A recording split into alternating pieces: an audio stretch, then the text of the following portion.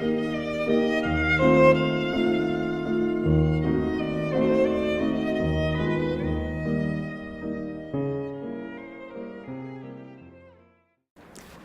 안녕하십니까. 최방선 약사입니다. 저는 이제 오늘 제가 강의할 내용은요, 지역약국 약사의 OTC 환자 평가와 약물 선택입니다. OTC 환자 평가라고 하면은 이제 이게 무슨 말인지 난 알 것 같아 하시는 분들도 있으실 것 같고, 또 이게 뭐지? 감이 잘 안 오는데 하시는 분들도 있으실 것 같아서 제가 오늘 제 강의를 하나의 케이스로 시작을 하면서 전체적인 개괄적인 개론적인 측면을 먼저 얘기하고요. 그 다음에 오늘 제가 할 인후염 환자의 OTC 환자 평가 쪽으로 넘어가도록 하겠습니다. 좀 시간이 촉박해서 빨리 하겠습니다. 제 소개고요. 그 다음에 케이스를 보겠습니다. 자, 환자와 약사의 대화인데요. 환자가 이제 안녕하세요 인사를 하고요. 날이 추워지니까 콧물이 자꾸 납니다. 약을 주십시오라고 이제 약국에 들어와서 얘기를 합니다. 그랬더니 약사님께서 감기에 걸리셨나요? 하고 이제 대답을 하셨어요. 그랬더니 환자분이 감기에 걸리진 않았어요. 제가 알러지 비염이 있어서 날이 추워지면 콧물이 나고 재채기가 나요. 이렇게 말씀하셨거든요. 그랬더니 약사님께서 이 사람이 알러지 비염인가 보구나 하고 이제 주신 약이 바로 액티피드정입니다. 여러분 잘 아시죠?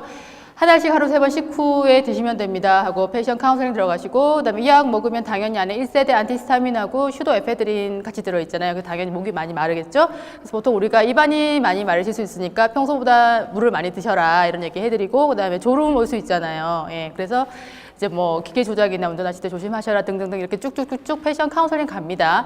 자, 보통 우리가 이제 이렇게 약사님들 대응을 하시는데, 자, 이 패션 카운셀링 어떠세요, 내용이? 좋습니까?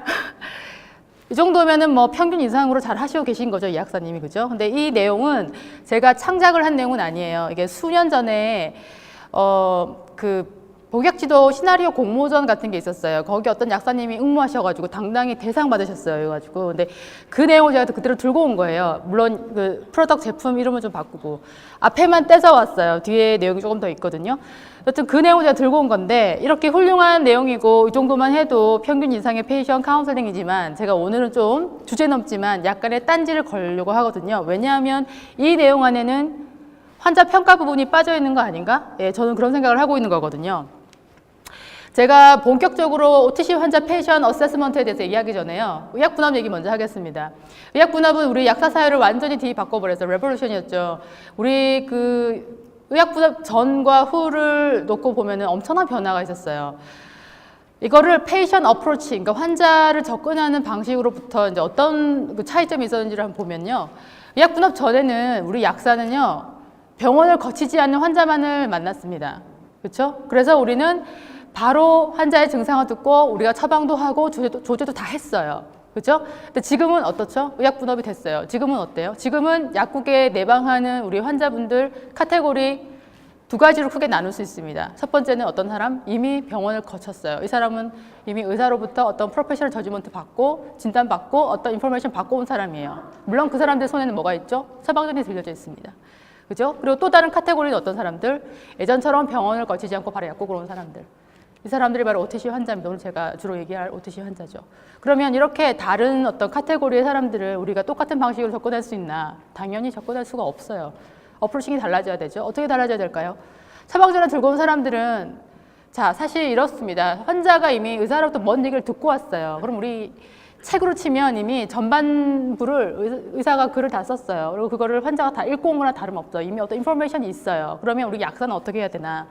그 전반부의 내용을 우리가 환자가 말하지 않아도 어느 정도는 읽어내야 되거든요. 우리가 후반부에 글을 마무리를 해야 되는데, 책으로 치면 사실은 이미 환자가 듣고 왔던 인포메이션, 의사가 어떤 퍼포먼스를 하고 어떤 얘기를 환자한테 했을 것이다 하는 걸 어느 정도 꿰고 있어야 돼요.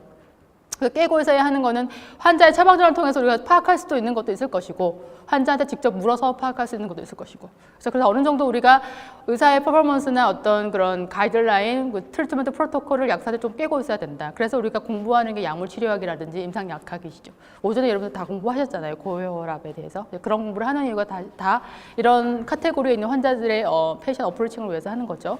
반면에 OTC 환자는 어떤가요? OTC 환자들은 병원을 거치지 않고 왔는데, 이 사람들은 자기들이 알아요. 나는 심하지 않아. 그냥 약을 약국에서 사 먹으면 나을 것 같아. 나는 뭐 대충 어떤 사람들은 막 요즘에는 네이버 찾아서 자가 진단하고 오신단 말이에요. 이런 사람들 왔을 때 약사는 어떻게 해야 되죠?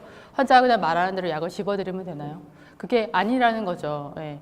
여기서 우리가 해야 되는 거는 어쨌든 환자나 국민은 비전문가고 우리는 전문가잖아요. 그래서 의약분업 이후에 커뮤니티 파머시에 있는 우리 지역 약국의 약사들은 어떻게 해야 하나? 이 환자가 정말 자기 개인의 생각대로 그러니까 셀프 케어가 가능한, 자가 치료가 가능한 환자인지 아닌지를 우리가 걸러내야 됩니다. 그게 바로 우리가 해야 할 일이죠. 그걸 바로 트리아지라는 단어로 얘기를 하죠. 걸러내는 거.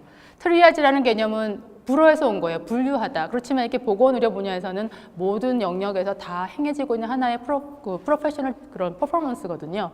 커뮤니티 파머시 세팅에서는 우리가 지역약국 약사가 그런 트리아지를 해야 된다는 거죠. 그러면 그것을 어떻게 구분을 해낼 것인가? 오늘은 제가 그 얘기를 할 겁니다.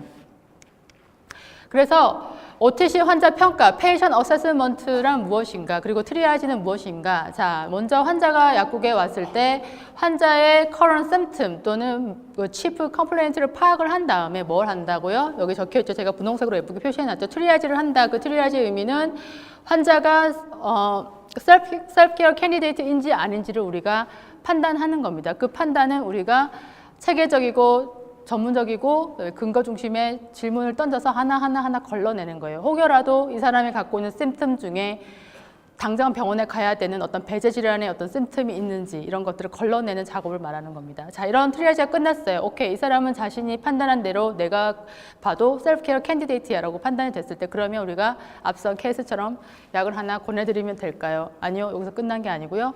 환자가 가지고 있는 어떤 인자도 파악을 해야 됩니다. 그 인자라고 하면 가장 대표적인 것은 약물 알러지겠죠. 드럭 알러지 있고 그 다음에 환자가 지금 가지고 있는 어떤 언더라잉 메디컬 컨디션이 있는지 없는지 그리고 먹고 있는 약물 이런 걸 체크를 해서 인자에도 별 문제가 없다 걸러내고 그러면서 제가 마지막으로 환자를 위해서 마지막 결정을 하는 거죠. 가장 이 환자에게 가장 적절한 셀프 케어 스트레te지를 우리가 전문가인 약사가 서제션 하는 거 그것이 바로 OTC 환자 평가 그리고 트리아지라는 개념이죠. 오늘은 주로 제가 이 얘기를 할 겁니다. 자, 그래서 앞에서 봤던 케이스 다시 한번 보겠습니다. 어떤 식으로 우리가 페이션 어세스먼트를 할 건지를 한번 보죠. 체계적으로. 환자가 날이 추워지니까 콧물이 자꾸 나네요. 약 좀 주세요 했을 때 약사님이 감기에 걸리셨나요? 하고 묻는 것. 이것은 어떻게 보면 우리가 전문가인데 비전문가인 어떤 환자에게 판단을 좀 미루는 듯한 그런 퍼포먼스죠. 그러니까 어떻게 하면 좋을까요? 약국에서 보통 우리 약사님들 다 임상에서 다 일을 하시고 계시는 분이니까 아시겠지만 자, 콧물이 나는 환자가 왔어요. 그럼 제일 먼저 우리 약사님들 뭐부터 걸러내시죠? 콧물이 난다 그러면 이 사람이 알러지성 비염인지 비알러지성 비염인지를 걸러내셔야 되죠. 그죠?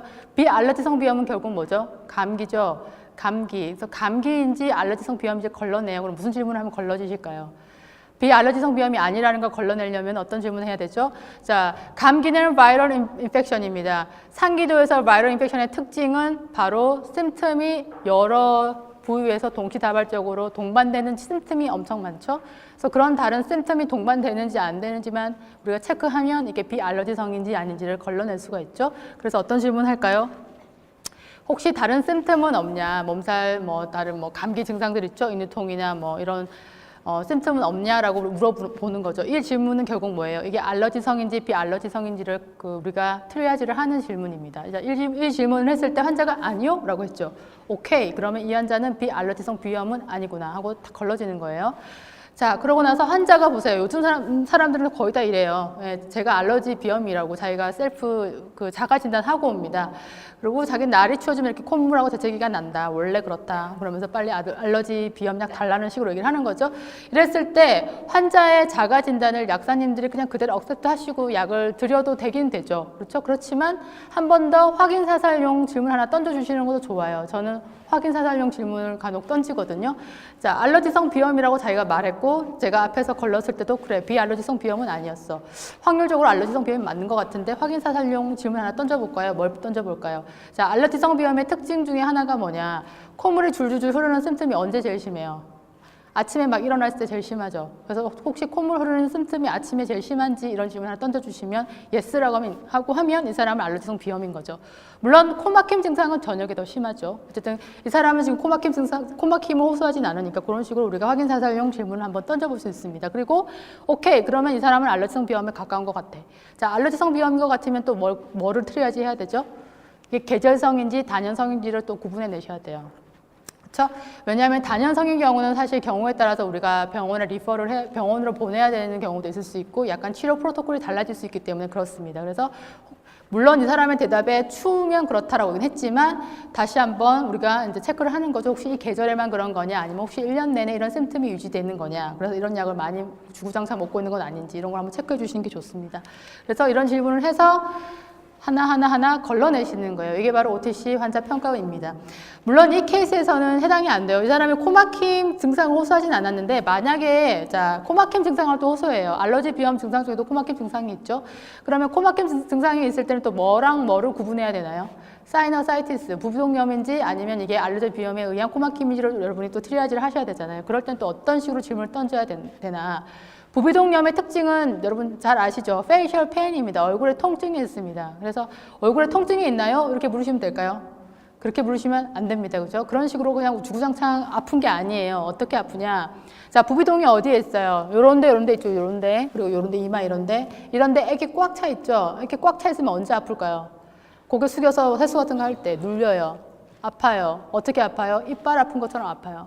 혹시 세수 같은 거 할 때 통증 느낀 적 있나? 뭐 치통처럼 뭐 통증이 있냐?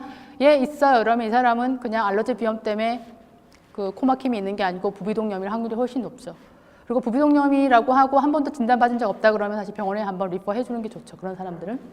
그런 식으로 트리아지를 하시면 됩니다. 자, 그래서 결국 배제 질환 이런 거 다 걸러내는 거예요. 그죠? 알러지성 비염인지 아닌지, 비알러지성 비염인지 아닌지, 부비동염인지 아닌지 이런 식으로 걸러내는 질문을 쭉쭉쭉 하는 것입니다.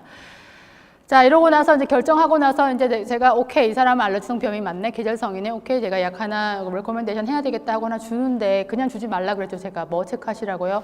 환자가 갖고 있는 개인 인자, 개인 특성을 체크를 하시라는 얘기입니다. 그게 대표적인 게 알러지 그리고 혹시 다른 질환을 갖고 있지 않나 이런 거 체크. 아까 액티피드 같은 거는 슈도에페드린 같은 거 들어있으니까 혹시라도 그죠? 뭐 고혈압이나 이런 거 있으시면 약간 우리가 그런 걸 감안을 해 하고 약을 드려야 되니까요. 그런 거 체크하시고 또 먹고 있는 약물 체크하시면 돼요. 근데 문제는 우리가 여러분 다 그렇지만 저도 그렇지만 지역 약국에서 일하시다 보면요. 너무너무 바쁘고 정신없고 막 질문 여러 개 할 시간 없어요. 그렇죠? 질문 하나라서 줄여야 돼요. 그러면 3개를 다 내가 묻기 힘들다 그러면 2개만 물으세요. 알러지 꼭 묻고요. 그 다음에 먹고 있는 약을 물으세요. 먹고 있는 약물만 물어도 내가 당뇨 먹고 있으면 이 사람 당뇨병 있는 거잖아요. 그러니까 질환도 같이 알게 되는 거예요. 그리고 우리가 먹고 있는 약물을 꼭 체크해야 되는 이유가 여러 가지가 있어요. 단순히 자, 이미 이 사람이 어떤 약을 먹고 있어요. 그리고 내가 어떤 약을 레코멘데이션 할 거예요. 그러면 그 약물과 이전 약물이 서로 인터랙션이 있나 없나를 보기 위해서 묻는다고 생각하시죠. 근데 사실은 그거보다 더 중요한 이유가 있어요. 뭐냐? 이 사람이 호소하는 지금의 심텀이 혹시라도 드럭 인듀스 심텀인지 아닌지를 걸러내는 아주 중요한 질문이에요. 그래서 먹고 있는 약물은 꼭 체크하세요. 어떤 경우라도. 네, 그래서 먹고 있는 약물을 잘 체크해라. 저는 이거 항상 하거든요. 그런데 의외로 걸러지는 게 꽤 많아요. 약 때문에 아파서 온 사람, 아파서 심텀이 있는 경우도 꽤 많고. 그래서 이 질문을 꼭 하시는 게 좋습니다. 자, 이런 거 다 걸러졌어요. 오케이. 다 해결됐어요. 그러면 이제 앞선 그 케이스처럼 어떤 약사님처럼 특정 어떤 성분이나 제품을 여러분들이 레코멘데이션 해주시고 그 약물에 대해서 패션 카운셀링 들어가시면 됩니다. 자, 오늘 주로 이런 얘기를 할 거고요. 사실은 이제 이런 우리 약사들의 OTC 환자 평가를 잘하면 누가 제일 좋은가? 누가 제일 좋냐면 사실은 국민들이 좋아요, 환자들이.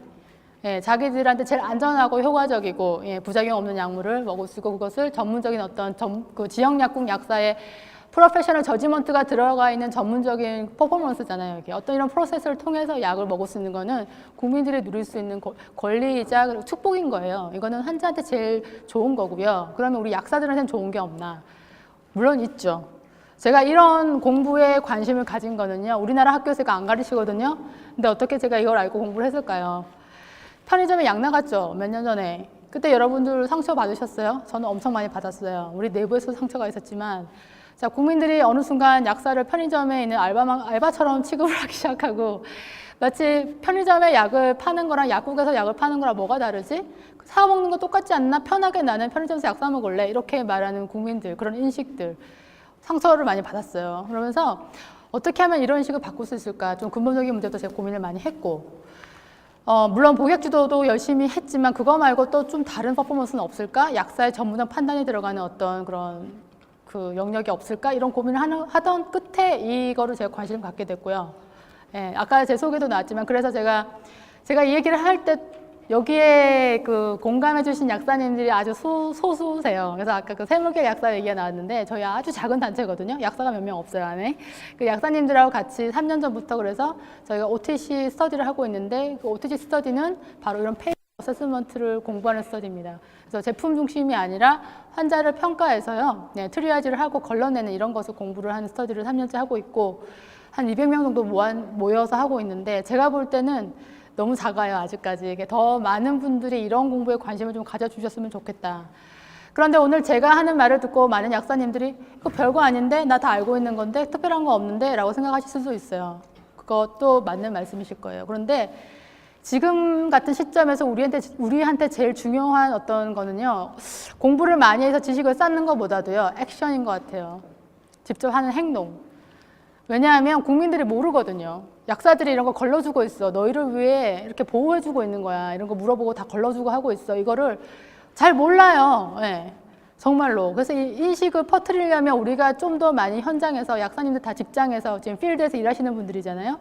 가셔서 시간 없지만 그래도 조금이라도 좀 더 이런 패션 어세스먼트를 현장에서 많이 하셔야지 이런 인식이 더 좋아질 거라 믿어 의심치 않고, 더 큰 문제점은 정책을 만드는 사람들, 정부에 있는 사람들, 보건복지부 공무원들, 약사들이 이런 사회적 역할을 하고 있고 할 수 있다는 거 인정해주고 있지 않아요. 모르고 있어요. 그런 걸 우리가 많이 해서 홍보를 해야 돼요. 우리가 이런 거 할 수 있다는 거를.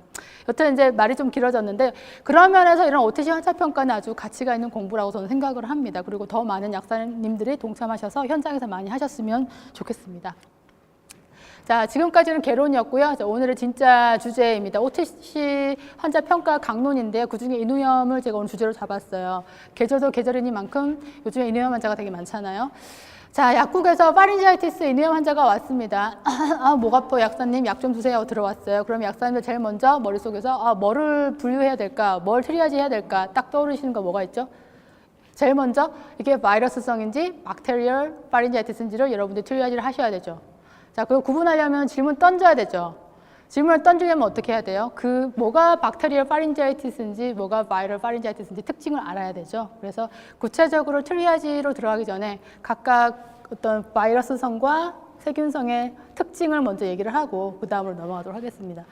자, 약국에 인후염 환자 오시잖아요. 그럼 압도적으로 뭐가 많아요? 바이럴 파린지아이티스가 압도적으로 많죠.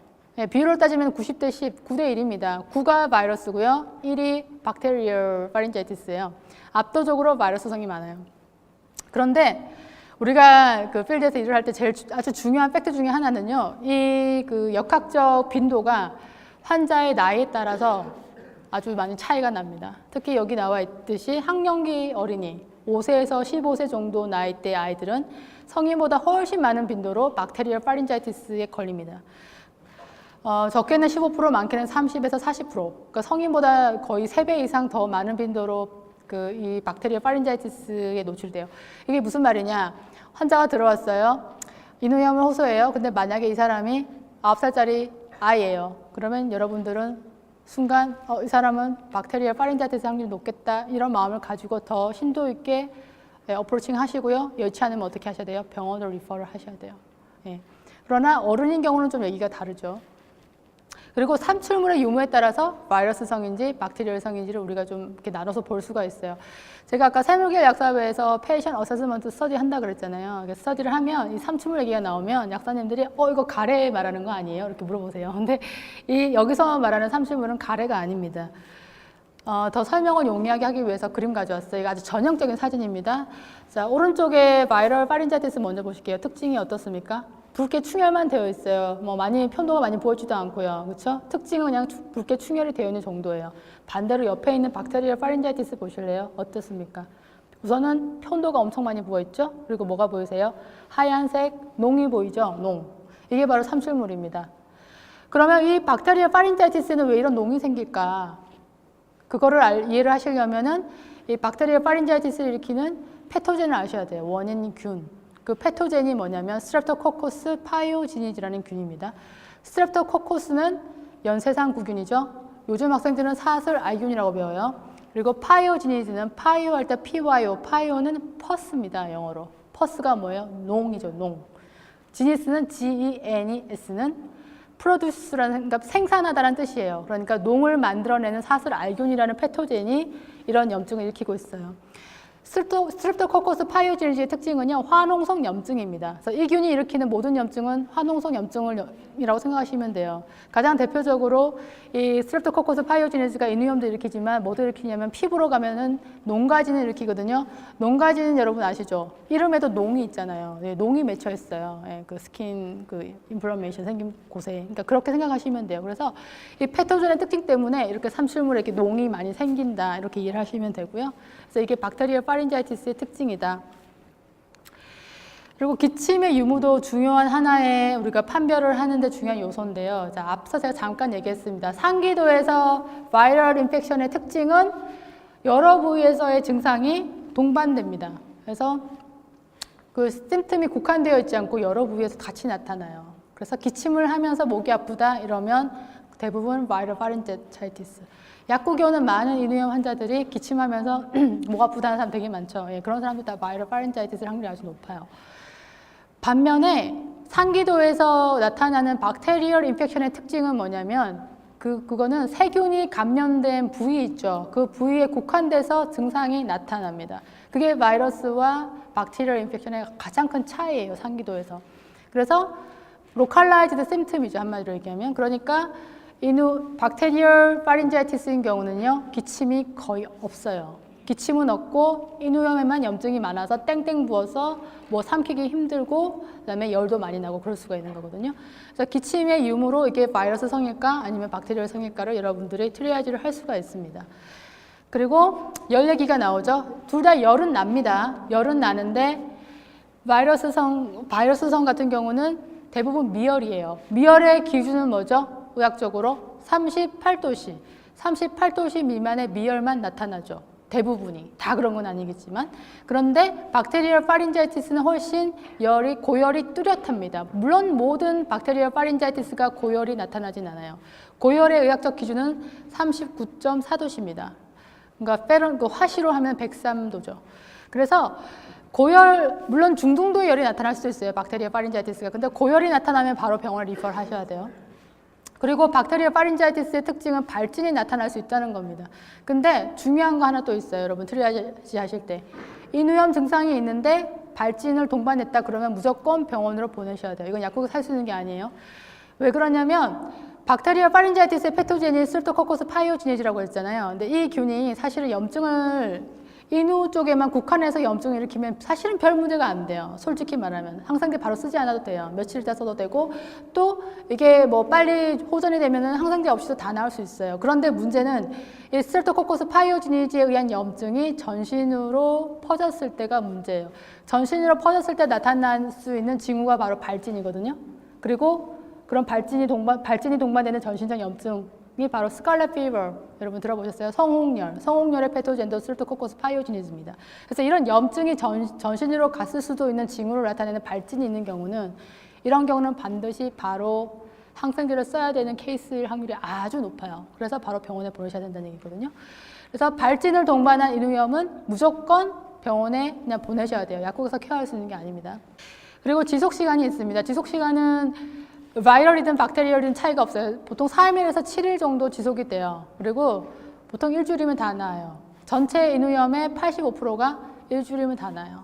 이거는 세균성도 마찬가지예요. 그리고 10일 정도면 거의 100%가 다 나아요. 그래서 만약에 어떤 환자가 약국에 왔어요.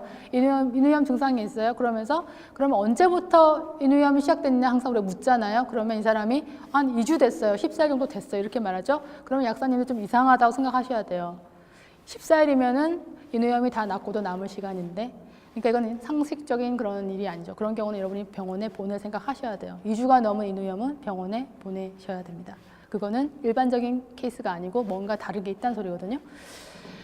그리고 이제 목샘이 있어요. 목샘은 우리나라 말로 번역하다 보니까 저렇게 된 건데, 저게 이제 영어로 얘기를 하면 이게 anterior cervical node라고 해서, anterior cervical이 여기입니다. 정경부, 목 앞쪽 부분이고, 노드는 림프 노드를 말하는 거예요. 림프절. 림프절이 목하고 뭐 겨드랑이 이런 데 많이 모여 있죠. 그래서 목 앞쪽에 모여 있는 림프절이 땡땡 부었다. 그리고 만져보니까 딱딱하다. 이 정도로 부어 있다 그러면 박테리얼 파린자이티스일 확률이 높아요. 네. 반면에 바이러스성은 별로 목샘이 많이 붙지 않습니다. 그런 차이가 있고요.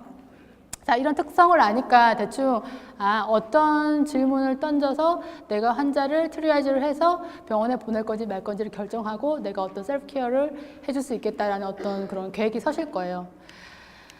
자, 그래서 세균성 인후염이 패토젠이 뭐라 그랬죠? 스트랩토코커스 파이오지니즈라고 했습니다. 그렇죠? 예. 이 균이고 뭐 그룹 A 베타 헤몰리릭 스트랩토코커스라는 말이 여기 적혀 있는데, 이거는 결국 스트랩토코커스 파이오지니즈라는 얘기예요. 뭐 그룹 A 베타 헤몰리릭 이거는 제가 자세히 설명 안 하겠습니다. 시간이 없기 때문에. 그렇지만 결국 이게 스트랩토코커스 파이오지니즈를 얘기하는 거다라고 이해를 하시면 되고요. 그리고 스트랩토코커스 파이오지니즈라는 말을 들었을 때 여러분은 머릿속에서 뭘 떠올려야 되냐면 화농성 염증 이렇게 떠올리시면 돼요.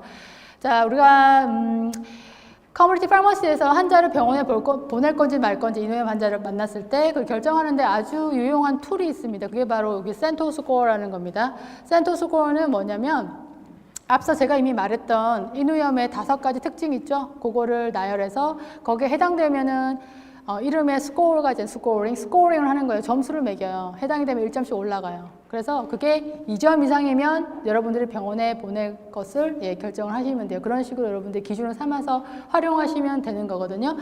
뒤에 제가 표를 들고 왔는데 센터 스코어가 뭐냐. 자, 5가지가 앞에서 제가 이미 다 말한 거예요. 체온이 38도를 초과하는 거. 그러니까 미온을 초과하는 중등도 이상의 열이 난다. 그러면 1점 플러스. 그 다음에 기침이 없다. 기침이 없는 거는 전형적인 세균성 감염의 특징이라고 그랬잖아요, 제가. 그래서 이것도 1점 올라가고.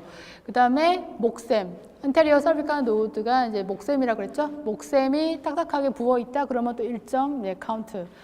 그리고 엑수데이트가 삼출물이라는 뜻이거든요. 그러니까 삼출물에 있다. 그리고 편도가 많이 부었다. 그럼 또 1점 올라가요. 그런 식으로 점수를 매겨서 몇 점이냐를 보는 거예요. 그리고 마지막으로 나이 보세요. 만 3세에서 14세, 아까 학령기 어린이가 제일 리스크가 높다 그랬죠. 걔네들은 무조건 1점이에요. 다른 증상 없어도 나이 하나만으로 1점 올라가요. 네. 그리고 반면에 45세 이상의 중장년층은 마이너스 1점이에요. 그러니까 이걸 보니까 여러분 아시겠죠? 중장년층이 인후염으로 약국에 왔다 그러면 대부분은 셀프케어 가능해요. 그러니까 약사님이 도와주셔서 그냥 병원에 굳이 안 가도 나을 수 있어요. 왜냐하면 45세 이상 정도 나이가 되면 이미 웬만한 스트랩토코컬 인펙션에는 이미 우리 몸 안에서 항체가 다 생겼어요. 우리 면역 시스템이 다 알아서 할 수 있는 정도가 되어 있는 상태거든요. 그래서 거의 다 문제가 되지 않아요. 그 나이 때는. 그래서 이렇게 마이너스 1점인 겁니다. 그렇게 이해하시면 되고요. 우리가 항상 주의 깊게 봐야 되는 연령대는 항상 그 학령기 어린이, 그 10대, 5세에서 15세 사이 이 아이들을 가장 주의 깊게 보셔야 됩니다. 그런 아이들은 우리가 이미 1점을 얻고 가잖아요. 그래서 증상 하나만 더 있어도 사실 병원을 리퍼를 하시는 게 더 세이프합니다. 자, 그러면 우리가 2점 이상이 돼서 병원에 보냈어요. 그럼 의사들은 어떻게 하나? 항생제를 줄까요? 안 줄까요? 로컬 경험 많으신 분들은 준다고 대답하실 거예요. 근데 원래 가이드라인은 주면 안 됩니다. 그 센터 스코어가 2점에서 3점 사이면 원래 가이드라인은 그 컬처해야 돼요, 컬처. 컬처에서 만약에 결과가 포지티브가 나오면 그때 항상 써라. 그게 가이드라인이에요. 컬처하지 않고 주는 건 안 돼요. 컬처하지 않고도 줄 수 있는 점수는 4점이에요, 4점. 센터 스코어가 2점이면 확률적으로 그게 스트랩토코컬 인펙션일 확률은 17%입니다. 17%. 그러니까 5분의 1도 채 안 되죠. 네, 그래서 가이드라인은 그렇게 돼 있고요. 사실 컬처를 하면 2, 3일이 걸려요. 그래서 항생제를 쓰는 시점이 딜레이가 돼요. 딜레이 돼도 괜찮아요, 이거는. 물론 요즘은 시대가 좋아져서요. 그 Rapid Antigen Detection Test라고 있어요. 스트랩 테스트라고 줄여서 얘기하는데 그 테스트 하면 30분 만에 결과 나오는 것도 있긴 있어요. 여튼 가이드라인은 결과 보고 해야 되는데 우리나라 의사들은 안 하죠, 그렇게. 심지어는 센터 스코어 1점 정도밖에 안 됐는데도 그냥 깔아요, 항생제. 그 감기약의 항생제가 진짜 많이 나오잖아요. 왜 감기약의 항생제 처방하냐고 비판하면 그 사람들 뭐라 그러는지 알아요? 인후염 증상이 있어서 준다라고 얘기해요. 대부분의 인후염은 바이럴 파린자이티스인데 왜? 근데 자기들이 그런 식으로 합리화를 해요. 예, 그래서 우리나라 의사들 되게 이 인후염에 있어서는 항생제 오남용이 좀 꽤 심한 편입니다. 로컬에서 일하시는 분들은 되게 공감하실 거예요. 자, 그리고 이제 디스페지아가 있습니다. 디스페지아는 연화곤란을 말하는 건데요. 자, 이 연화곤란도 할 얘기가 좀 있는데, 저희가 페이션 어세스먼트 공부할 때, 자, 주로 저희는 우리나라 책도 참고하지만 외국 책을 많이 봐요. 커뮤니티 파머시라는 책이나, 그건 영국 책이고, 미국의 비처방약, 핸드북 이런 책들이 있거든요. 그런 책들에 이런 내용이 꽤 있는데, 거기 보면은 천편일률적으로 디스페지아가 보이면 무조건 병원에 보내라. 이렇게 돼 있어요. 연화곤란증이 보면 병원에 보내라. 근데 여러분들이 인후염 환자를 트리아지 하실 때 주의하실 거는요. 이게 트루 디스페지아인지 잘 구분을 하셔야 돼요. 자, 진짜 연화곤란증은 뭐냐면 기계적인 obstruction이 있어요. 여기 목에 돌덩이 하나 들어앉은 것처럼. 그래서 진짜 목이 뭐가 많이 부어 있어서 음식 자체가 잘 안 넘어가고 심하면 기도를 눌러가지고 호흡 곤란까지 올 정도의 트루 디스페지아면 당연히 병원에 바로 보내야 돼요. 네, 그거는 종양과 연관이 있을 수 있기 때문에. 근데 대부분의 인후염 환자들은요, 옆에 제가 적어놨죠. 오디노페이지아 때문에 오는 디스페지아가 많아요. 오디노페이지아는 뭐냐면 삼킬 때 통증이 있는 거. 그래서 통증 때문에 삼키기 힘든 경우가 더 많아요. 그래서 오디노페이지아와 연관이 있는 디스페지아인지 아니면 정말 트루 디스페지아인지를 잘 구분하시고, 만약 오디노페이지아에 의한 침 삼키기 힘들어요, 아파서 그래요, 이렇게 말하는 사람들은 병원에 안 보내고 우리가 셀프케어 해도 된다는 겁니다. 그래서 그걸 잘 구분하셔서 트리아지 하시면 되고요. 이제 진짜 재밌는 내용이에요. 컴플리케이션입니다. 이게 재밌는 내용인데요.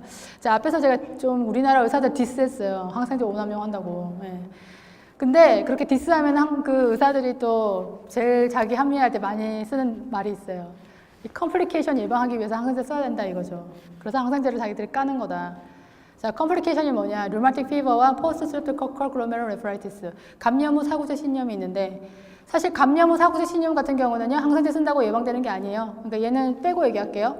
류마틱 피버는 항생제로 예방 가능한 컴플리케이션 맞습니다. 근데 중요한 거는 항생제를 언제 쓰냐는 거죠. 사실은 류마틱 피버를 예방하기 위해서 항생제는 언제 들어가야 되나? 스트레프토코컬 파린자이티스 증상이 있는 날을 기준으로. 자, 증상이 있는 날입니다. 감염이 된 날이 아닙니다. 자, 감염이 된 날하고 증상이 있는 날은 다르죠. 잠복기가 있잖아요. 2, 3일 뒤에 증상이 나타나요. 자, 그래서 기준은 증상이 나타난 날 기준으로 7일 이내에만 항생제 쓰면 류마틱 피버는 예방 가능해요. 그래서 증상이 나자마자 무조건 항생제 때려 부어야만이 예방되는 컴플리케이션이 아니라는 게 중요한 팩트고요. 또 다른 하나는요, 상기도 감염에 있어서 우리가 항생제를 좀 많이 쓰는 여러 가지 질환들이 있죠. 어린이들 같은 경우는 중이염도 있을 것이고, 그 다음에 이런 스트레프토코컬 파린자이티스도 있을 것이고, 또 사이너사이티스, 부부동염, 의사들이 항생제 처방 많이 하는 그런 질환들 있죠. 그런 질환을 앓은 환자들 중에, 자, 초기부터 항생제를 때려 부었어요. 항생제를 많이 쓴 그룹하고, 항생제 사용을 최대한 리저브해서 좀 딜레이 시켜가지고 최소한으로 항생제를 좀 작게 쓴 그룹하고 비교했어요. 차이가 있어요. 어떤 차이가 있는지 아세요? 재발률의 차이가 있어요. 항생제를 많이 쓴 그룹이 훨씬 더 자주 재발하더라. 항생제를 리저브를 한 그룹은 재발을 덜 하더라. 이런 결과가 있어요. 이건 학계가 이미 다 인정한 내용이에요. 그렇기 때문에 아까 센터스코어에 가서 가이드라인에도 컬처 하느라고 안티바이럴 테라피 2, 3일 딜레이 돼도 괜찮다 이거예요. 그게 오히려 환자한테 베네피셜 할 수 있다는 거예요. 네, 재발률 낮춰주잖아요. 좀 늦게 쓰면. 그리고 애들 중이염 같은 것도 원래 가이드라인은요, 처음부터 항생제 때려붓는 거 아니에요. 2일에서 3일 정도 기다렸다가 그래도 낫지 않으면 항생제 들어가는 거예요. 그런 식으로 하는 이유는 결국 재발률을 낮추기 위해서 그렇게 하는 거고요. 또 한편으로는 항생제에 대한 내성균도 문제잖아요. 그렇죠? 그러니까 지금 의사들이 그런 식으로 자기들이 심지어 예방적 요법으로 항생제 까는 게 그렇게 올바른 방법이 아니에요. 그리고 이런 얘기, 재발을 더 많이, 항생제를 많이 쓰면 재발을 더 많이 한다. 이 얘기 의사들이 환자한테 하는 거 보셨어요? 잘 안 해요. 안 해줘요. 누가 해줘야 되냐? 우리가 해줘야 돼요, 환자들한테. 이런 얘기를. 예. 그래서 사실은 진실은 그렇다는 거죠. 그래서 지금 우리나라의 이런 그 세균성 인후염에 대해서 항생제 오남용 부분은 좀 잘못 쓰여지는 게 많고, 그래서 우리가 약국에서 사실은 환자들하고 이런 얘기를 해서 조금 환자들을 교육을 시킬 필요가 있고요. 의사들도 각성해야 되고요. 예. 어쨌거나 박테리얼 파린자이티스의 트리트먼트는 안티바이오릭이 맞기는 맞죠. 그리고 스트랩토코컬 인펙션에 드러그 초이스는 페니실린입니다. 그래서 페니실린을 쓰는데 문제는 우리나라는 페니실린 오랄 폼이 없죠. 페니실린 B가 없어요. 그래서 우리나라 의사들은 아목시실린을 처방하고요. 그리고 또 사실은 아목시실린만 써도 되는데 우리나라는 오그멘틴 체제를 더 많이 쓰죠. 아목시실린, 클라브란이 같이 있는 거를 많이 쓰고 트리트먼트 듀레이션은 10days, 10일을 쓰고요. 페니실린 알러지가 있으면 마크로라이드로 가면 되고요. 마크로라이드 중에서 아지스로마이신 쓰면은 트리트먼트 듀레이션은 5days, 5일로 줄어들겠죠. 네, 그거는 이제 참고적으로 의사들이 그렇게 한다는 거고요. 그래서 이제 자 지금까지 우리가 배웠던 지식을 가지고 트리아지 한번 해보겠습니다. 원래는 제가 케이스가 있는데 시간이 짧아서 케이스는 빼버리고 오늘은 좀 말로 때워야 될 것 같습니다. 자, 목이 아픕니다 하고 왔어요, 환자가. 그러면 여러분들 제일 먼저 어떤 질문 던지겠어요? 저 같으면 우선은 저는 언제부터 시작했는지 온셋 타임을 제일 먼저 물어요. 그래서 대부분이 하루 이틀밖에 안 됐다 그래요. 예, 되게 오래 된 사람은 별로 없어요, 실제적으로. 그래서 온셋 타임을 묻고요. 그 다음에 세균성일까 바이러스성일까를 구분하셔야 됐죠. 그걸 트리아지하기 위해서 앞서 배웠던 센터 스코어를 여러분 연상하시면서 저 같은 경우는 기침을 좀 제일 많이 물어보는, 기침을 하면서 목이 아픈 거냐, 그리고 뭐 열이 있냐 없냐 이런 것들, 앞에서 배웠던 센터 스코어에 들어가 있는 그런 요소들을 여러분이 질문해서 이게 2점 이상인가 아닌가를 보시면 될 것 같고, 그 다음에 발진이 있는 인위염이다 그러면 여러분 제가 뭐라 그랬어요? 무조건 리퍼 하셔야 돼요. 병원으로 보내셔야 됩니다. 앞에서 말한 것처럼 소목열이나 어떤 그 전신적인 염증의 어떤 징후의식 때문에 우리가 보내야 되는 경우도 있고요. 박테리아 파린자이티스 경우는 그렇고요. 또 발진을 동반한 인위염 증상 중에 또 다른 게 있어요. 그랜줄러 피버라는 병이 있어요. 선열. 근데 사실은 이 질병은 우리 약사들이 걸러내기 쉬운 질환이 아니에요. 그래서 약사님들이 이게 선열인가 하고 구분하려고 하지 마시고 그냥 심틈으로 걸러내세요, 증상으로. 이 선열의 특징은 우선은 젊은 대학생이 많고요. 왜 그러냐면 키스로 옮거든요. 그래서 키스병이라고도 해요. 그리고 증상이 이름에 피버가 있잖아요. 그래서 열이 많이 나요. 고열이 있고 그 다음에 목숨이 많이 붓고요. 그리고 그냥 봐도 불쌍할 정도로 되게 그 전신 권태감이 심해요. 당장 뭐 수액 하나 맞아야 될 것 같이 아주 힘들어해요, 환자가. 마치 독감 환자처럼 그렇게 보기도 해요, 언뜻 보면. 그러니까 우리가 증상으로 걸러도 이 사람은 병원에 보내야 될 상황이에요. 그래서 그런 식으로 걸러서 리퍼를 하시면 돼요. 선열은 병원에 보내야 되는 질환을 맞거든요. 제가 실제로 필드에서 일을 할 때 사실 선열이 좀 의심되는 환자가 있었어요. 그래서 제가 병원에 보냈거든요. 그래서 의사가 처방을 냈는데 항생제를 일주일 동안 주구장창 내는 거예요. 근데 잘 안 들어가지고 계속 항생제 종류를 바꿔가면서 일주일 내내 냈어요. 나을까요? 안 나을까요? 안 나아요.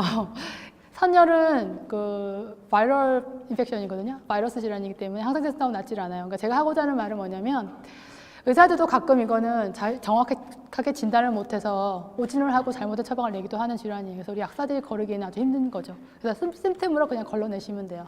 그리고 발진에 있는 인후염은 무조건 병원을 보내시고요. 그리고 외상과 관련된 인후통은 이제 크게 두 가지가 있는데 제일 우리가 자주 볼 수 있는 건 걸드죠. 역류성 식도염. 되게 자주 보죠. 역류성 식도염 환자가 인후통을 호소하는 케이스 정말 자주 있습니다. 생각보다 많죠. 왕왕 있어요. 그리고 약사가 이거를 트리아지 하는 거 어렵지 않아요. 왜냐하면 걸드 심틈을 동반하고 있어요. 신물이 올라온다면서, 그죠? 그리고 또 심지어는 환자가 본인도 알고 오는 경우도 많죠. 이런 경우는 사실 완전히 페이션 어프로칭이 달라집니다. 그렇죠? H2 블라커나 우리가 줄 수 있는 거는 뭐 H2 블라커나 또 바나사십탄 같은 거 이제 생략제제도 같이 해가지고 우리가 케어를 할 수 있죠. 물론 그렇게도 안 되면 당연히 이제 병원에 우리가 리퍼를 해줄 수도 있고요. 병원에 가면 의사들이 보통 PPI를 4주에서 8주 정도 한두 달 쭉 이렇게 먹게 하죠. 네, 그런 식으로 이제 리퍼를 하셔도 되고. 이거는 좀 트리아지 하기 어렵지 않은 질환입니다. 그리고 포린 바디에 의한 인후통은 제가 자세히 얘기하지 않겠습니다. 이거는 이물질이 모관에 들어가서 생기는 통증인데 이거는 어린애들이 왜 뭐 삼켜가지고 생기는 건데 이거는 요즘에는 지역약국에 오지 않아요. 다 ER로 가기 때문에. 그래서 따로 얘기를 하지 않겠습니다. 그리고 약물에 의한 인후통이 있어요. 약물성 인후통. 이거는 제가 아까 말씀드렸죠. 현재 먹고 있는 약물을 여러분이 물어보시면은 되게 거르기 용이한 그런 유형의 인후통입니다. 이것도요, 흔하진 않지만 여러분이 거르기 어렵지는 않아요.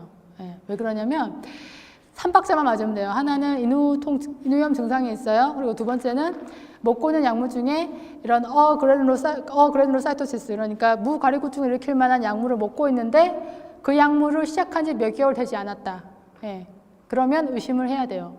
약물을 먹은 지 오래됐으면 또 좀 괜찮아요. 근데 약물을 먹은 지 얼마 되지 않았고 인후염 증상이 있고 또 플러스 다른 감염 증상이 있을 때, 그러니까 뭐 열이 나거나 오한이 있다. 이 세 가지가 딱 들어맞으면 무조건 병원에 보내고 큰 병원에 보내셔야 돼요. 피검사도 해야 되고 그렇기 때문에 이렇게 리프를 하시면 되고, 이거는 드물어요. 드물지만 거르기에 까다롭지 않은 겁니다, 이거는.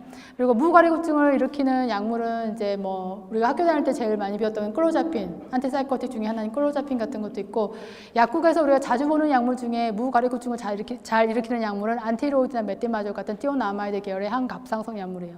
얘네들이 무가리급증을 일으키는 약물 아주 유명합니다.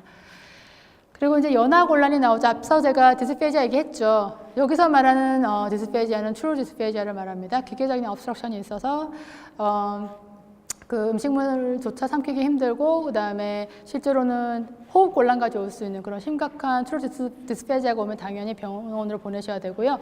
이런 경우는 이제 암과도 연관이 있을 수 있고요. 그리고 이런 경우 통증이 전이가 돼요. 이렇게 목 쪽으로, 아니 목이 아니라 귀 쪽으로. 그래서 그런 전이통도 보일 수가 있고요. 근데 이런 트루 디스페지아를 보이는 환자라고 해서 다 암은 아니에요. 그래서 당신 암이니까 빨리 병원에 가보세요. 이렇게 보내시면 절대 안 돼요. 예, 왜냐하면 암이 아닐 수도 있어요. 예, 종양도 양성이 있고 악성이 있잖아요. 저 같은 경우는 실제로 이런 그 호흡곤란까지 일으키고 완전 트루 디스페지아 같아서 제가 병원에 가서 정밀 진단 받아보라고 큰 병원을 보낸 적이 있어요. 근데 그 환자가 받은 진단명은 갑상선 결절이었어요. 네, 멀티나주럴 고이터. 이게 암은 아니잖아요. 그러니까 처음부터 그렇게 겁을 많이 주실 필요는 없고요. 중요한 거는 정확한 진단이 필요하다는 거죠. 그래서 그런 식으로 해서 좀 여러 가지 가능성을 열어놓고 겁을 너무 많이 주지 마시고 그렇게 병원에 보내시면 됩니다. 그래서 이제 밑에 레드 플래그 환자가 걸러야 되는 핵심 증상을 제가 정리를 해놨는데 이거는 반복이 되는 내용이니까요. 한번 보시고요. 네, 따로 얘기하지 않겠습니다. 자, 이렇게 트리아지는 끝났습니다. 중간에 사실 케이스 하나 있었는데요. 뺐어요. 시간이 모자랄 것 같아서. 그리고 이제 트리아지 끝났고, 오케이, 이 사람은 셀프케어 가능할 것 같고, 내가 약물 하나 주면 되겠다. 자, 우리가 약물 선택할 때 크게 인후염에 쓸 수 있는 약물은 국소조경제와 내복약 두 가지가 있죠. 그렇죠? 그리고 내복약 같은 경우는 제가 오늘 자세히 할 생각은 없고요. 제가 이것도 시간이 없어서. 여러분 이미 다 아시죠? 그죠? 엔세이드 기본으로 들어갈 수 있고요. 이게 진통효과도 있고 소염효과도 있고 그러니까. 그리고 은교산이나 구풍해독탕, 뭐 배농삼급탕 이런 생약제제들이 우리가 이제 약국가에서 많이 쓰죠. 인후염에. 여기다가 뭐 황룡해독탕은 쓰질 않았는데 그런 것들도 우리가 응용해 볼 수 있고요. 그다음에 프로폴리스는 의약품은 아니지만 우리가 또 생각해 볼 수 있는 그런 제품이죠. 오늘 제가 좀 자세히 볼 거는 국소조경제입니다. 제가 뒤에 표로 정리해 놓은 거를 보시면서 제가 얘기를 해드릴게요. 좀 중요한 것만 짚어서 제가 얘기를 해드리겠습니다. 크게 인후통에 사용되는 국소조경제 크게 세 가지 카테고리로 나눠져 있어요. 그 국소 마취제가 있고요. 그 다음에 국소 엔세이드 있고요. 엔세이드는 내복약으로도 우리가 치료제를 쓸 수 있고요. 그 다음에 국소 적용제로도 쓸 수가 있죠. 그리고 마지막으로는 국소 살균 소독제가 있습니다. 이 세 가지가 있고요. 사실 이제 국소 마취제는 우리나라에 단일 제제가 잘 없어요. 그래서 제가 제품을 이렇게 소개해드릴 만한 게 별로 없어서 리도케인하고 벤조케인 같은 게 있는데 이거는 그냥 이제 한번 참고적으로 보시고 리도케인 같은 제품의 장점은 임신한 여성이나 이런 사람들 쓸 수 있어요. 수유부 이런 사람들. 그래서 외국에는 단일 제품 되게 많이 나와 있는데 우리나라에는 단일제가 없어요. 이런 그 아네스테릭류는 좀 약간 보조적인 요법으로 여러 복합물질이 섞여있는 경우가 많아가지고 우리는 이렇게 샤프하게 쓰기가 힘들어요. 근데 외국에는 사실 단일 제제로 좀 많이 나와 있죠. 그다음에 그 엔세이드는 크게 두 가지 성분이 있습니다. 벤지다민, 여러분 잘 아시는 탄티움, 그렇죠? 벤지다민하고 그다음에 플로비프로펜, 여러분 잘 아시는 스트랩실, 또는 신일제약의 뭐 제네스트린. 제네스트린도 꽤 피드백이 좋은 제품인데 두 가지로 나눠서 볼 수가 있고요. 우선 이제 벤지다민부터 보면은 벤지다민 그 탄티움 베르데라는 프로덕트 있죠. 약국에서 우리가 활용할 수 있고요. 저도 약국에서 꽤 씁니다. 통증이 심한 인후통에는 제일 좋은 선택이에요. 물론 먹는 약으로 뭐 드렸으면 드릴 필요가 없지만 뭐 내가 외용제를 쓴다 하면 통증이 심한 인후통에는 이런 토피컬 엔세이드가 좋을 것이고, 이 벤지다민하고 이제 얼마 전에 보령제약에서 똑같은 성분, 벤지다민 성분의 제품을 수입해 왔어요. 오스트레일리아로부터. 이게 뭐냐면 디플람 0.3% 인스프레이가 들어왔어요. 여러분 뭐 취급하시는 분 계신지 모르겠는데, 자, 그 탄티움 베르데와 그 디플람 0.3%는 성분은 같지만 달라요. 뭐가 다르냐? 농도가 달라요. 탄티움 베르데는 0.15%고요. 디플람 0.3%입니다. 그래서 그 연령 제한이 달라요. 그 탄티움 베르데는 0.15%이기 때문에 6세 미만 쓸 수 있어요. 그러나 디플람 0.3%는 6세 미만 쓰면 안 돼요. 그게 차이가 있어요. 그러니까 그거를 차이를 생각하고 쓰셔야 됩니다. 성분이 같다고 똑같이 생각하시고 똑같이 적용하시면 안 돼요. 그게 저희가 필드에서 일할 때 실수하기 쉬운 부분이라 제가 말씀을 드리는 거고요. 뭐 6세 미만 있을 때는 탄툰베르데는 그냥 횟수나 그 펌프하는 뭐 횟수나 아니면은 뭐 용량만 조절하면은 네, 나이 어린 연령에 제한 없이 쓸 수 있다는 장점이 있죠. 그래서 과거에는 탄툼이 소아과에서도 꽤 많이 처방이 나왔던 네, 약물입니다. 그리고 이제 프로비프로펜 같은 경우는 그 스트랩실하고 제니스트린인데 얘의 장점은 우선 트로케라는 게 장점이고요. 인후염의 그 약을 쓸 때 제형적인 측면에서 보면은 스프레이보다는 트로키가 훨씬 나아요. 트로키는 뭐 빨아먹잖아요. 타액이 분비되면서 그 타액이 여기 염증 부위를 적셔주는 역할도 하기 때문에 훨씬 심튼 컨트롤이나 아니면 그 치료에 있어서 더 도움이 많이 되는 제형입니다. 그래서 트로키 제형이 훨씬 더 이점이 많고요. 그리고 프로비프로펜 트로키 제제가 다른 국소 적용제에 비해서 근거가 있습니다. 네, 임상시험을 해서 얘가 확실히 증상을 개선시켰다는 근거가 있어요. 그런 면에서 장점이 있는 제품들이고, 그러나 중요한 거는 뭐예요? 얘도 연령 제한이 있다. 12세 미만 쓰면 안 돼요. 금기죠, 금기. 근데 약국에 있다 보면은요, 초등학생 엄마가 이거 자기 먹인다고 막 집어가려고 하시거든요. 그럼 여러분이 빠르게 인터셉트 딱 하시고, 안 됩니다. 12세 미만 금기입니다. 아이의 나이가 어떻게 되십니까? 하고 이렇게 물어보셔야 돼요. 네. 그리고 NSAID니까 당연히 임신한 여성은 쓰면 안 좋겠죠. 특히 임신 3기인 여성은 금기입니다. 이유는 다 아시죠. 태아에게 그죠? 동맥간 조기 폐쇄라든지 이런 안 좋은 영향을 미치니까. 그래서 임신한 사람들은 먹지 않도록 여러분들이 또 지도하셔야 되고요. 그렇습니다. 이제 마지막으로 이제 그 살균 소독제인데요. 살균 소독제는 제가 표에 있는 거를 기준으로 얘기할게요. 크게 4급 아모늄 제제와 그다음에 포비돈 제품 두 가지로 나눠서 얘기를 해드릴게요. 제가 갖고 온 내용 중에 4급 아모늄은 메뉴에 있는 클로락시딘, 헥사메딘 브랜드네임 이거 하고 그다음에 케어가글, 벤제토늄 하고 맨 밑에 모겐 잘 아시죠? 세티프리디늄 4급 아모늄이에요. 자, 똑같은 4급 아모늄인데 스펙트럼이 차이가 나요. 이거 기억하셔야 돼요. 저희가 공부하는 책에 이거 잘못 적혀 있어가지고 우리 한동안 이거 막 헷갈려가지고 막 그랬던 기억이 나는데, 자, 헥사메딘하고 모겐, 세티프리디늄은 항세균하고 항진균 효과는 있지만 뭐는 없다? 항바이러스 효과가 없어요. 그래서 바이럴 파린자이티스가 의심되는 환자한테 내가 모겐을 준다? 잘못된 선택입니다. 반면에 벤제토늄, 케어가글은 항바이러스 효과가 있어요. 4급 암모늄이지만 스펙트럼이 좀 다르다는 거 기억하시고요. 그리고 4급 암모늄 제품의 가장 큰 특징 중에 하나가 뭐죠? 문제점이 뭐예요? 치아 변색이에요. 네, 특히 헥사메딘의 치아 변색 정말 유명하죠? 자, 환자한테 이거 치아 변색 될 수 있습니다 하고 말하면 환자들이 치아 변색 되기 싫으니까 어떻게 하냐. 막 가글 하고 나서 바로 막 이빨을 닦아요. 이거 맞아요, 틀려요? 이렇게 하면은 안 됩니다. 최악의 방법이죠. 왜 안 되냐? 치약 안에는 마이너스 찰지를 띠는 성분들이 많이 들어있어요. 그죠? 소듐 라우릴 설페이트 같은 거. 마이너스 찰지 띄고 있어요. 4급 암모늄은 뭐예요? 플러스 찰지 띄고 있죠. 두 개가 결합해요. 그러면 어떻게 된다? 약효가 확 떨어집니다. 그렇게 쓰면 절대로 안 된다. 그래서 중요한 거는 어떻게 해야 되죠? 시간 간격 둬야 돼요. 만약에 이빨 먼저 닦았다? 그러면 최대한 치약 잘 헹궈내고 적어도 30분 이상 띄워야 된다. 2시간 띄우면 더 좋아요. 근데 2시간 띄우기 너무 힘들잖아요. 그러면 적어도 30분은 띄워서 각을 해라. 이렇게 설명해 주시는 게 제일 좋고, 또 치아 변색을 예방하려면 가장 올바른 방법으로 최대한 짧게 쓰는 게 최고의 방법이에요. 그러니까 올바른 방법을 쓰도록 하고 그렇게 하면 효과가 또 증가되니까 효과가 유지가 되면 빨리 써도 되잖아요. 그러니까 보통 짧게라는 기준은 10일에서 14일, 2주 이내에 쓰는 게 제일 좋습니다. 그 이상 쓰는 거는 그렇게 치아 변색이라는 부작용 면에서는 좋지 않은 거고요. 그렇습니다. 자, 반면에 저희가 포비돈도 있다고 그랬는데, 포비돈은 여러분 잘 아시죠? 먼티파마의 베타딘 있는 스프레이하고 태극제약의 포리비돈 있는 스프레이 있고, 또 신일제약의 여기 제가 적어놓진 않았는데 쿨 엘버 이런 것들이 있어요. 자, 얘네들은 어떻냐? 아까 제가 케어가글 벤제토늄이 항바이러스 효과가 있다고 그랬죠? 항바이러스 효과가 있긴 있는데 되게 약해요.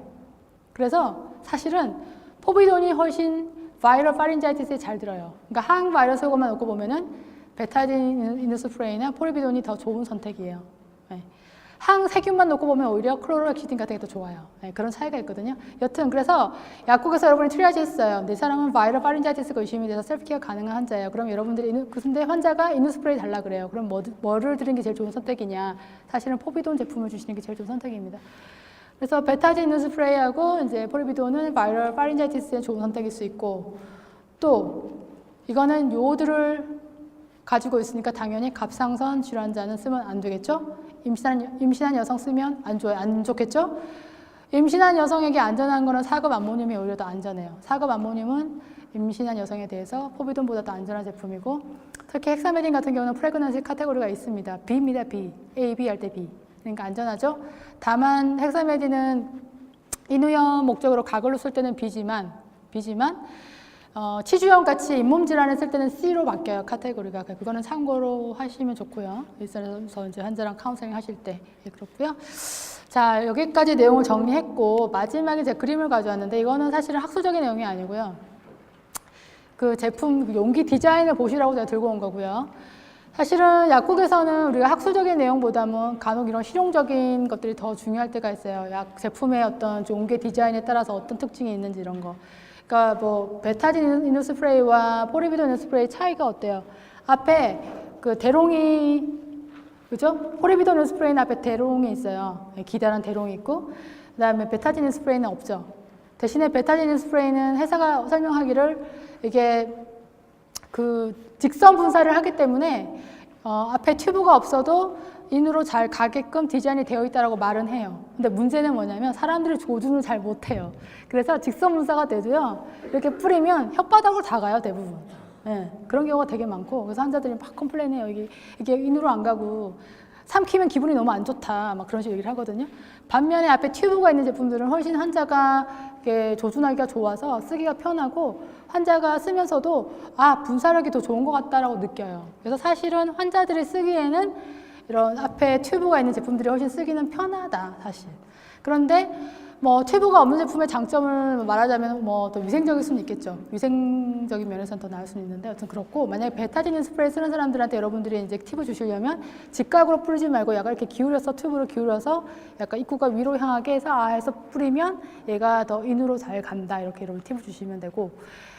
그리고 이제 탄튬 베르데하고 디플람은 정말 디자인이 잘 돼 있죠. 예, 어린 애들도 쓰기 쉽게 기다랗게 앞에 대롱이 있고요. 딱 인후에 딱 이렇게 분사가 잘 되도록 아주 용기가 디자인이 잘 돼 있습니다. 그리고 맨 밑에 있는 거는 모겐콜, 그다음에 시노카 피리줄렌은 아까 제가 성분 뭐라 그랬죠? 사급 암모늄, 세티피리딘 플러스 수용성 아줄렌. 얘는 항염작용과 항세균 작용은 있지만 바이럴 파린자이티스는 잘 듣지 않는다. 이런 경우는 뭘 써야 된다? 예, 베타딘이나 포리비돈 스프레이 써야 된다. 제가 말씀을 드렸죠. 예. 자, 오늘 내용 여기까지고요. 예, 시간이 좀 초과됐네요. 예, 여튼 배가 많이 고프실 텐데 식사 맛있게 하시고요. 들어주셔서 감사합니다. 네.